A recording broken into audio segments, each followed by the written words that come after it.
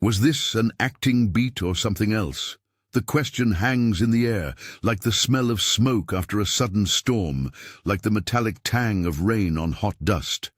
On a hill outside Matera, under a sky that some on the crew would later call uncanny, Jim Caviezel climbed a wooden scaffolding, cinched the leather straps, felt the cross settle against his shoulder, and later said he heard, clear as breath, a voice near him that was not written into any script. Before that whisper, before the cameras rolled on one of the most contested and talked-about films of the early 21st century, Jim Caviezel was a rising actor with a particular quiet about him. He had been building his career steadily. A look, a presence that directors noticed, performances that suggested depth rather than celebrity. He had turned down certain parts, he had accepted others. To colleagues he carried a seriousness, a devotional steadiness that did not always fit the Hollywood rhythm. He had been an actor who read, who listened, not the reckless headline-chasing star. When Mel Gibson called, the conversation that followed was not a casual casting pitch. Gibson told him plainly that the role would demand everything and might cost him everything. It was a warning as much as an invitation, a professional crossroads disguised as a telephone call. Caviezel answered that call, but the way he prepared for it made clear he did not think of it as merely another role. He began attending daily mass. He went to confession with a regularity that surprised some friends. He read the Gospels not to learn lines, but to enter scenes, to stay inside the suffering the text describes. He later described his intention as opening a space, making room, he said, so that whatever needed to speak could. That framing matters. It shifts the narrative from performance to readiness. He did not declare himself immune to artifice. He honed his craft, but he insisted the aim was different. Presence over technique, encounter over a neat reproduction of gestures. The set in Matera felt like a world apart. The stone and the landscape, the exhausted heat, the cold nights that crept into bones. These are the small facts a camera can capture and a script can hint at. The rest is atmosphere. Crew members later spoke of a peculiarity in the air, a tension not all could name. On the first night of filming a central sequence, 2 lightning strikes hit near the set within seconds of one another during a scene. The bolts did not physically touch the actors, and yet those nearby felt the force. Equipment spiked, radios failed, people on the crew described hair rising on their arms. One of the assistant crew members, John Michelini, later said he felt a kind of shock that went beyond the technical. He moved instinctively toward Caviezel to check on him. Caviezel himself walked away, stunned but unharmed. Those are the facts as reported. What they meant was debated then, and has been debated since. The production's physical demands were relentless. Weeks were built around sequences that required real exposure, real weight, real pain. At one point, during scenes designed to replicate scourging, Caviezel received a strike from a whip that resulted in an open wound, reportedly long and deep enough to make clinical distinctions unavoidable. He contracted hypothermia during the crucifixion sequences. The weight of the cross, reportedly around 60 kilograms, was real and heavy enough to dislocate a shoulder when it fell. The reality of injuries on set is not theatrical ornamentation to be dismissed. It is a record of strain, of flesh taxed beyond rehearsal. Medical staff treated him on location and afterwards.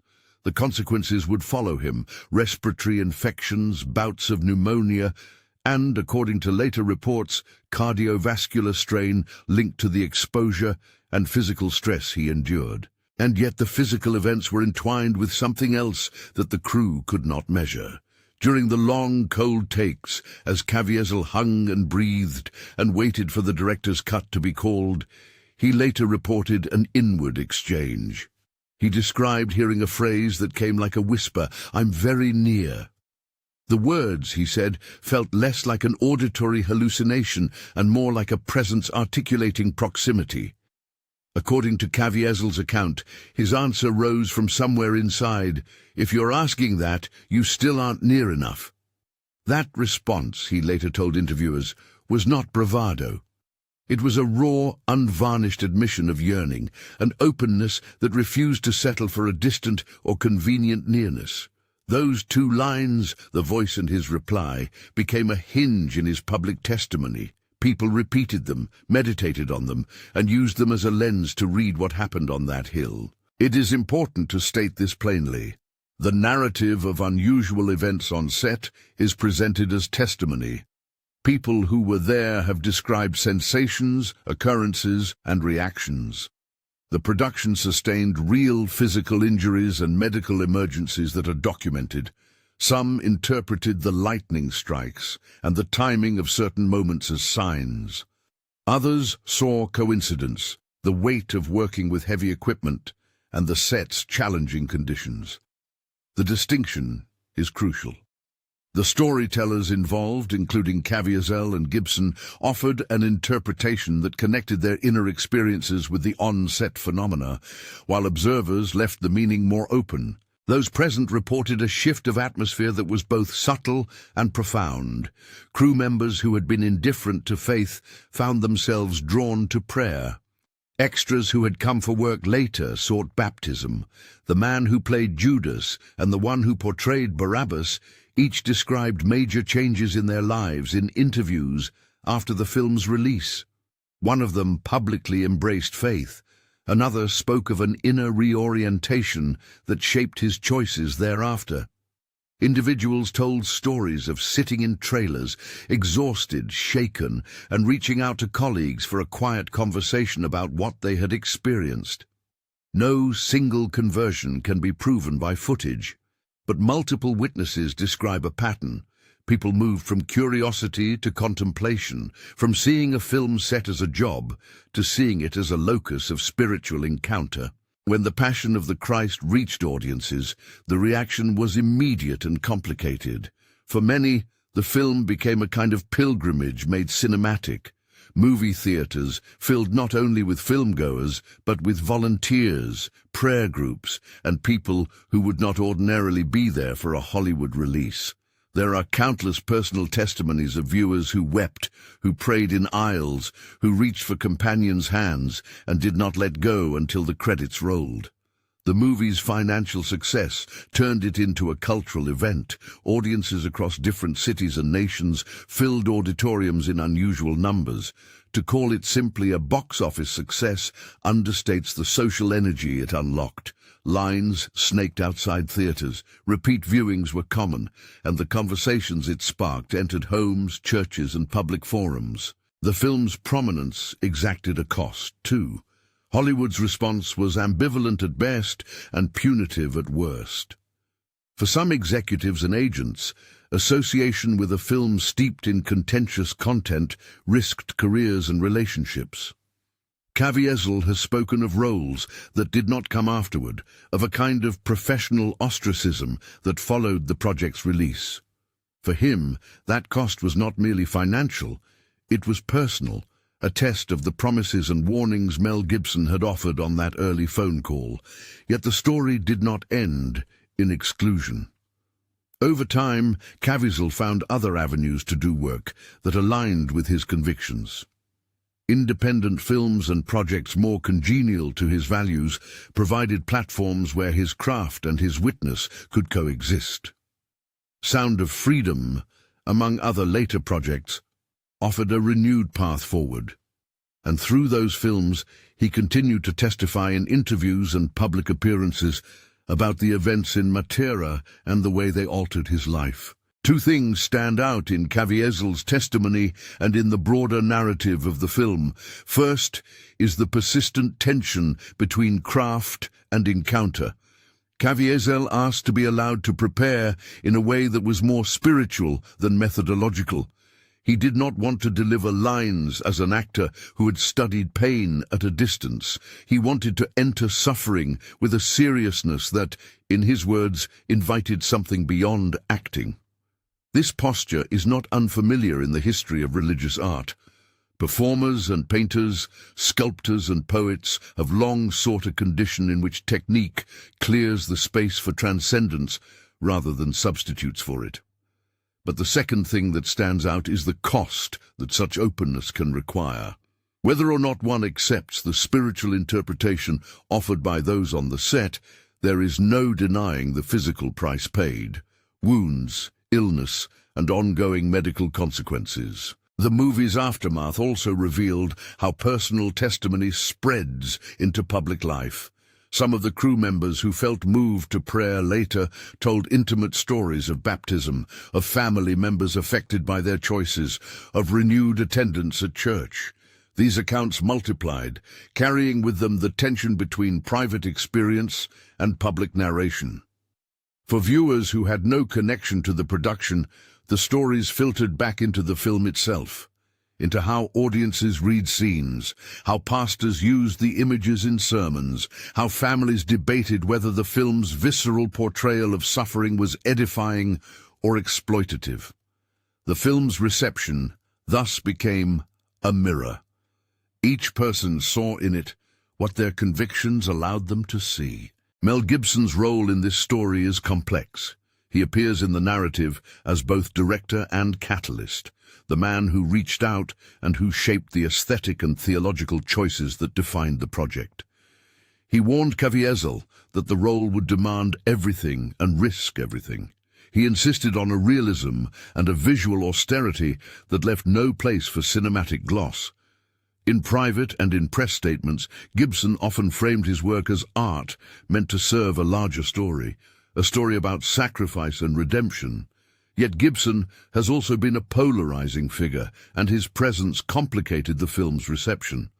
What cannot be disputed is that his choices, cinematic, logistical, and rhetorical, directly influenced the conditions under which the cast and crew worked and were exposed to physical hardship and unusual moments. As years passed, the narrative of that whisper continued to reverberate.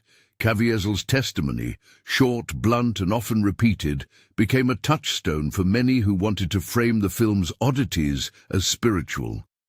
His refrain, "I went to the set as an actor, I returned as a witness," functioned as both a summary and a claim that the experience had transformed his sense of vocation. He used that line not as an indictment of acting, but as a confession that the boundary between performance and authenticity had been breached in a way he could not ignore. For audiences and for fellow believers, it provided a model of what it might look like to carry a calling that demands more than skill.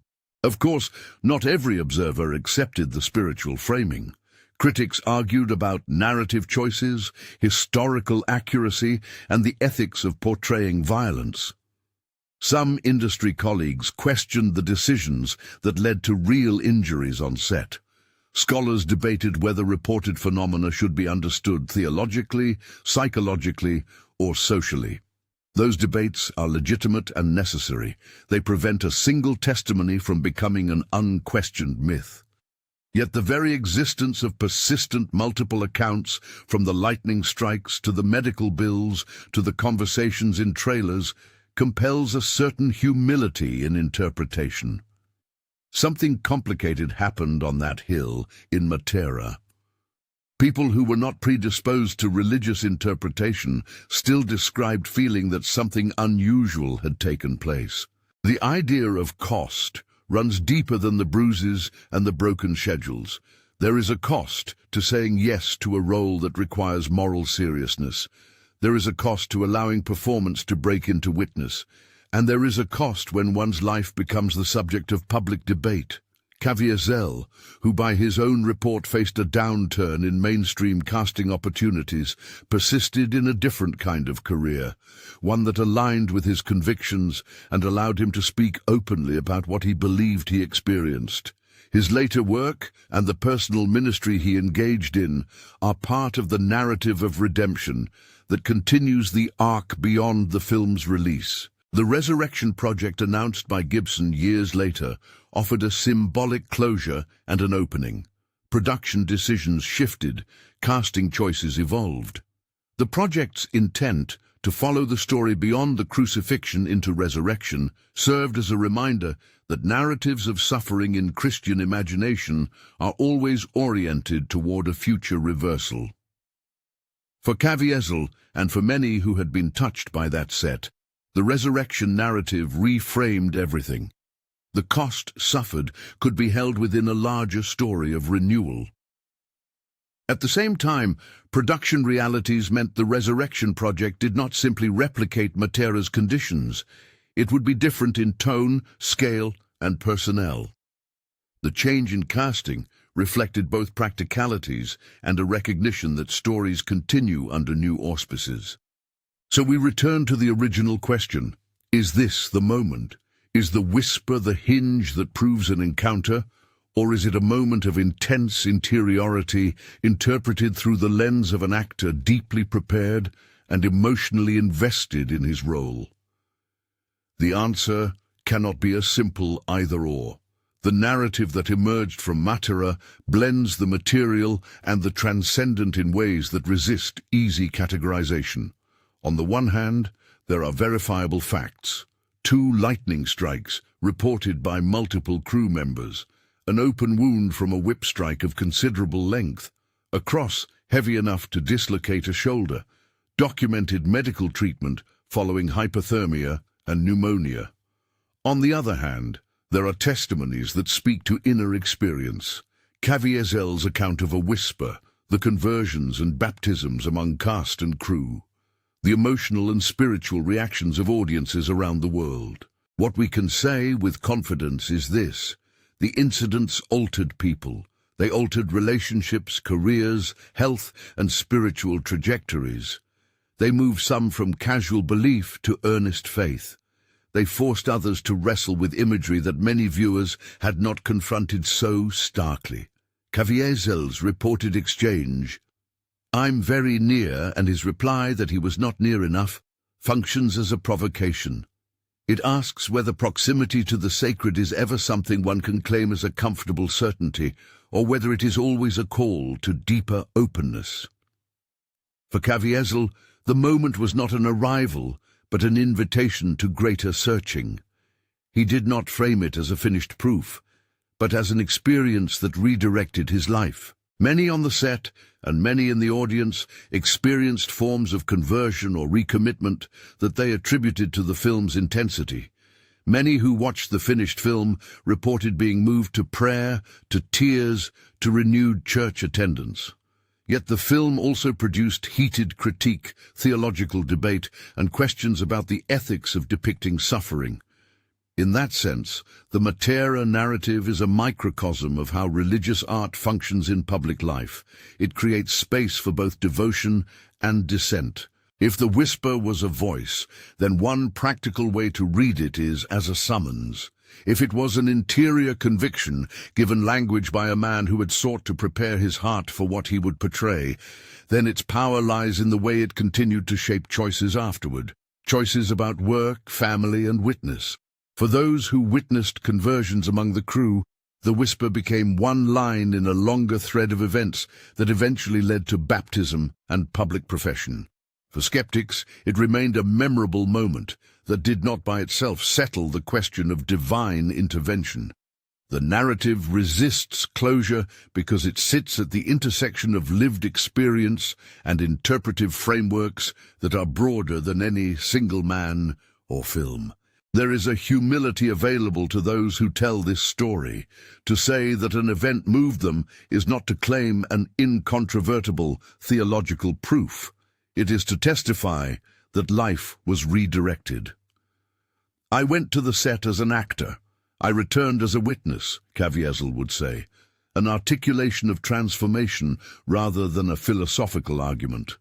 The whisper in the cold air of Matera, whether heard literally or felt as an interior conviction, provided a narrative knot through which many strands tied together: suffering and art, profession and vocation, private experience and public discourse. As viewers, as listeners, the most honest posture may be one of learned attention, We can register the facts, documented injuries, equipment failures, medical records, and we can honor testimony, statements by the actor, the director, crew members who later testified to changed lives.